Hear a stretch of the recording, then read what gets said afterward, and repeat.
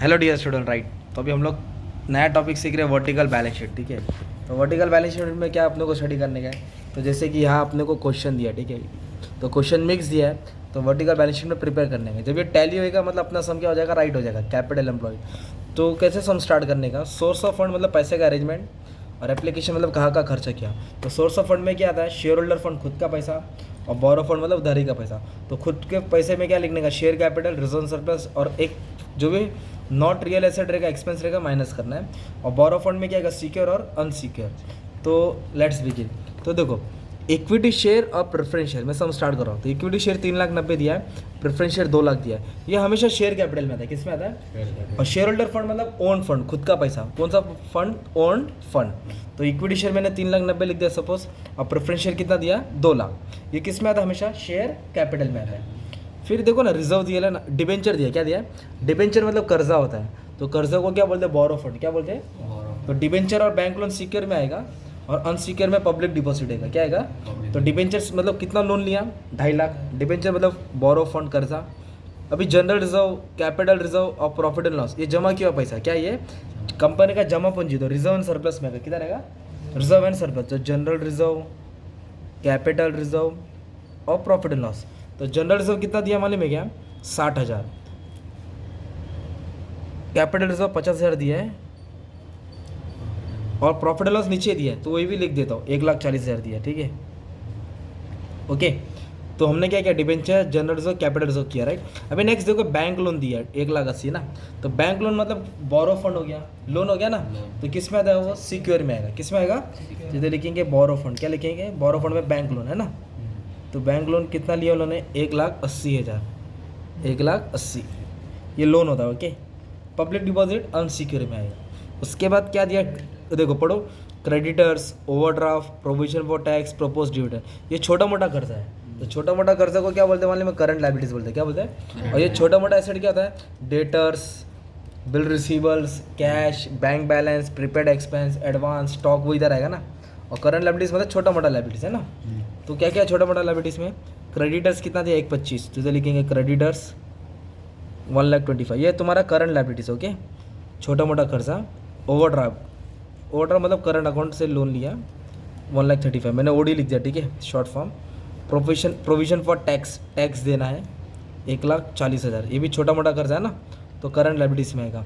Propose dividend क्या दिया है, प्रोपोज डिविडेंड मतलब कंपनी को डिविडेंड पे करना है, ठीक है। तो भी एक तरफ से क्या होता है, कर्जा होता है, ठीक है। कौन सा कर्जा, वो छोटा मोटा कर्जा। तो 30,000 यहाँ आ जाएगा, सिंपल। अब उसके बाद क्या दिया है, प्रॉफिट एंड लॉस। तो प्रॉफिट एंड लॉस क्या होता है मतलब कंपनी का जमा किया पैसा, राइट। तो जमा किया पैसा किधर आएगा, तुम्हारा रिजर्व एंड सरप्लस में आएगा। तो हम लोग ने पहले लिख दिया ना। तो इस तरह हमने क्या किया, हाफ पोस्टिंग कर दिया, राइट। अब हाफ पोस्टिंग करना बाकी है। तो अभी इधर देखो क्या दिया, कैश और बैंक, क्या दिया है। तो कैश और बैंक क्या होता है, छोटा मोटा एसेट है। तो छोटा मोटा एसेट किधर आएगा, करंट एसेट। तो इधर लिखेंगे कैश और इधर लिखेंगे बैंक। तो कैश का अमाउंट कितना दिया है, 15,000, ओके। और बैंक मतलब बैंक बैलेंस 90,000 दिया है। अभी नेक्स्ट देखो क्या दे रहा है, प्रिलिमिनरी एक्सपेंसेस मतलब लाइसेंस बनाने का खर्चा, जो कंपनी फर्स्ट टाइम खर्चा करती है। और एक दिया लास्ट में discount on issue of shares, ये दोनों एक्सपेंस है, मैंने माइनस भी बनाया, एफ लिखा है, मतलब फिक्टिशियस एसेट, क्या ये नाम याद करना पड़ेगा आपको। तो फिक्टिशियस एसेट क्या होगा मालूम है, तो जमा किया पैसा ना, वहाँ माइनस होएगा। तो क्या क्या आएगा फिक्टिशियस एसेट में, एक तो प्रिलिमिनरी एक्सपेंसेस आएगा, और एक discount on issue of shares, जो भी कंपनी का एक्सपेंडिचर है वो क्या करने का, जमा किया पैसे से माइनस करने का। तो कितना किया मालूम है क्या, प्रीमियरी एक्सपेंस कितना दिया है, 20,000। तो उसको मैं लेस में करूँगा, तो लेस मतलब ब्रैकेट डालेंगे, ब्रैकेट मतलब माइनस। डिस्काउंट ऑन शेयर कितना दिया है, 25,000। तो इसका भी मैं क्या लिखूँगा, लेस में लिखूँगा, ठीक है। तो ये फिलहाल ये दो नाम याद हो गया, राइट। अलग अलग समय अलग अलग नाम आते हैं, वो भी कर लेंगे। अब उसके बाद दिया गुडविल, क्या दिया है, तो गुडविल देखो एक फिक्स एसेट होता है। फिक्स एसेट क्या होता है, जिसकी लाइफ लॉन्ग होती है, और करंट एसेट जिसकी लाइफ शॉर्ट होती है। तो फिक्स में क्या आता है, टेंजिबल और इनटेंजिबल। तो टेंजिबल जिसको देख सकते हैं, लैंड या building, plant and machinery, furniture. Intangible goodwill, copyright, patent. Goodwill जो नहीं देख सकते पर वो भी एसेट होता है। तो अभी इधर बोला है गुडविल 1,00,000, इधर लिखेंगे गुडविल 1,00,000, ठीक है। अब उसके बाद क्या बोला है, बिल्डिंग, बिल्डिंग कितना, 3,00,000। तो बिल्डिंग क्या है, फिक्स एसेट है, क्या है वो, फिक्स एसेट, और वो टेंजिबल में आएगा। कितना दिया बिल्डिंग का अमाउंट, 3,00,000। तो इधर लिख देंगे 3,00,000, ठीक है। बिल्डिंग 3,00,000। नेक्स्ट क्या दिया, इन्वेस्टमेंट। इन्वेस्टमेंट कितना है, 2 लाख। तो इन्वेस्टमेंट का एक हेडिंग है, याद करना पड़ेगा। जैसे एप्लीकेशन ऑफ फंड में पहले फिक्स एसेट है, फिर इन्वेस्टमेंट है, फिर वर्किंग कैपिटल है। क्या है, इधर देखो ना, लॉन्ग टर्म इन्वेस्टमेंट। तो इन्वेस्टमेंट का अमाउंट डायरेक्ट बाहर डालने का, वो अकेला डायरेक्ट वन साइड बाहर आ जाएगा। इन्वेस्टमेंट कितना है, 2 लाख। इन्वेस्टमेंट के बाद क्या दिया मालूम है क्या, फर्नीचर दिया। क्या दिया, तो फर्नीचर किस में आएगा, टेंजिबल में। फर्नीचर किस में आएगा, तो कितना दिया फर्नीचर, 2.5 लाख। फर्नीचर के बाद क्या दिया, प्लांट और मशीनरी। कितना दिया प्लांट और मशीनरी, 3 लाख। तो प्लांट और मशीनरी भी फिक्स एसेट है ना, टेंजिबल में आएगा, ठीक है। तो 2.5 लाख और 3 लाख। अभी नेक्स्ट क्या दिया, डेटर्स दिया। क्या दिया, डेटर्स। तो डेटर्स कितना, 1.5 लाख। डेटर्स कितना है, तो डेटर्स कौन सा एसेट होता है, करंट, छोटा मोटा एसेट। डेटर ऊपर क्रेडिटर नीचे, ठीक है। डेटर कितना है, 1.5 लाख। अब नेक्स्ट क्या दिया है, प्रीपेड एक्सपेंस। तो प्रीपेड भी क्या होता है, करंट एसेट होता है, ठीक है, एडवांस। कितना दिया प्रीपेड, 50,000। आउटस्टैंडिंग बोला रहेगा तो लाइबिलिटी है ना, छोटा मोटा। अब इसके बाद दिया स्टॉक। तो स्टॉक मतलब क्लोजिंग स्टॉक, ये भी क्या होएगा, एसेट होएगा, ठीक है। कितना दिया, 2 लाख। कितना दिया है, 2 लाख। और उसके बाद लास्ट में दिया डिस्काउंट ऑन शेयर। ये एक्सपेंडिचर होता है, फिक्टिशियस एसेट, उसको क्या करेंगे, माइनस करेंगे, है ना। तो अभी मैं टोटलिंग करता हूँ, अभी तुमको फॉर्मेट याद कराता हूँ, राइट। तो आज एकदम प्यार से जाता हूँ। तो पहला क्या सॉल्व करेंगे, शेयर होल्डर फंड। ये शेयर होल्डर फंड में क्या करने का मालूम है क्या, सुनो। तो शेयर होल्डर फंड में सब ऐड करने का, ये एक्सपेंस माइनस कर देने का। शेयर कैपिटल ऐड होएगा, रिजर्व सरप्लस ऐड होएगा, ये फिक्टिशियस एसेट क्या हो जाएगा, माइनस। तो तुमको क्या मिलेगा, शेयर होल्डर फंड क्या मिलेगा, तो 3,90,000 plus 2 lakh plus 60,000 plus 50,000 plus 1,40,000। अभी ये डायरेक्ट साथ में क्या करो, माइनस करो, माइनस 20,000 माइनस 25,000, तो आया 7,95,000। क्या है, 7 लाख। इसको नीचे लिख दिया थोड़ा, इसको बोलेंगे शेयर होल्डर फंड। क्या बोलेंगे, ओन फंड, खुद का पैसा। अभी इधर क्या करेंगे, सिक्योर और अनसिक्योर ऐड करेंगे, राइट। तो सिक्योर में तो डिबेंचर्स और बैंक लोन आता है, अनसिक्योर में पब्लिक डिपॉजिट आता है। क्या आता है, पब्लिक डिपॉजिट। फिलहाल नहीं है तो छोड़ दो, याद रखना कि इधर लिखा अनसिक्योर। तो इन दोनों को ऐड करेंगे, राइट। कितना, ये 2.5 लाख और 1,80,000, तो 4,30,000। कितना है, 4,30,000, है ना, सिंपल। तो ये ओन फंड है और ये बोरो फंड है। क्या ये, तो खुद का पैसा, उधारी का पैसा। तो दोनों को ऐड करेंगे तो अपने को क्या मिलेगा, टैली का अमाउंट मिलेगा, 12,25,000। कितना मिलेगा, वो तुम्हारा कैपिटल एम्प्लॉयड है। क्या है वो, अब इधर का भी ट्राई कर दे कैसे आएगा।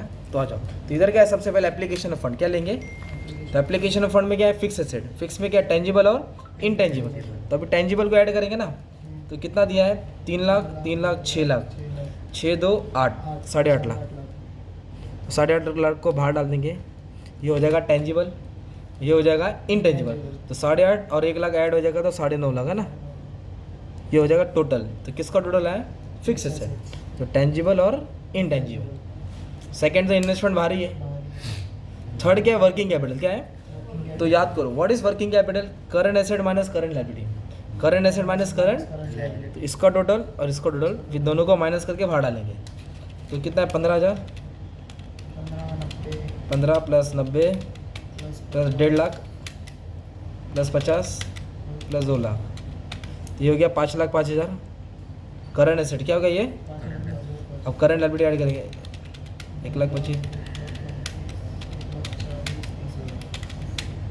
4,30,000। अभी दोनों को क्या कर देंगे, माइनस। इसका मान लो 75,000 है। क्या है, अभी तीनों को ऐड कर लेंगे, राइट। तो जो पहला वाला अमाउंट है 9,50,000, वो एप्लीकेशन ऑफ फंड है। क्या है वो, एप्लीकेशन ऑफ फंड का फिक्स एसेट है। क्या है वो, टेंजिबल इनटेंजिबल कर क्या है। दूसरा वाला इन्वेस्टमेंट है। क्या है, इन्वेस्टमेंट है। और तीसरा वाला वर्किंग कैपिटल। वर्किंग कैपिटल कहाँ से है, current asset minus current liabilities. तो ऐड करके 12,25,000, है ना। तो देखो दोनों का अमाउंट सेम आ गया। कैपिटल एम्प्लॉयड मतलब दोनों अमाउंट क्या आएगा, टैली हो जाएगा। जब टैली हो जाएगा मतलब तुम्हारा आंसर राइट आ गया ना। तो source of fund, application of fund. Source of fund में क्या आएगा, शेयर होल्डर फंड और borrow fund. Share capital, reserve surplus minus fictitious asset. इधर आएगा सिक्योर और अनसिक्योर। एप्लीकेशन ऑफ फंड में क्या आएगा, फिक्स एसेट, टेंजिबल और इनटेंजिबल। फिर इन्वेस्टमेंट आएगा बाहर। फिर वर्किंग कैपिटल, वर्किंग कैपिटल में क्या आएगा, current asset minus current liability. तीनों का ऐड करके तुम्हारा टोटल आ जाएगा, राइट। तो अच्छा खासा 10 मिनट में टैली वाला सम करा दिया। और भी सम है प्लेलिस्ट में, you can check. Thank you very much.